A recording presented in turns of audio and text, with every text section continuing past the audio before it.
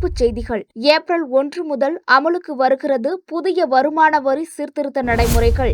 திமுக கூட்டணியில் 10 சட்டமன்ற தொகுதிகளை பெற்றிருக்கும் தேமுதிக வேட்புமனு தாக்கலில் தாமதம் ஏன்? இனி விரிவான செய்திகள். 60 ஆண்டுகளாக நடைமுறையில் இருந்த பழைய சட்டங்கள் வரி செலுத்துவோருக்கு சிரமமாயிருந்த நிலையில் புதிய சட்டங்கள் மிக எளிமையாக கொண்டுவரப்பட்டுள்ளன.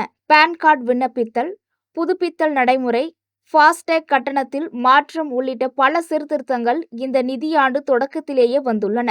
வருமான வரி சீர்திருத்த நடைமுறையில் முக்கியமாக வங்கி சேவைகளில் ஏடிஎம் பரிவர்த்தனைகளில் 5 முறைக்கு மேல் பணம் எடுத்தால் அதற்கான கட்டணம் ரூபாய் 23 வசூலிக்கப்படும் என்று வங்கிகள் அறிவித்துள்ளது குறிப்பிடத்தக்கது. திமுக கூட்டணியில் தேமுதிகவுக்கு 10 சட்டமன்ற தொகுதிகள் ஒதுக்கப்பட்டுள்ளன.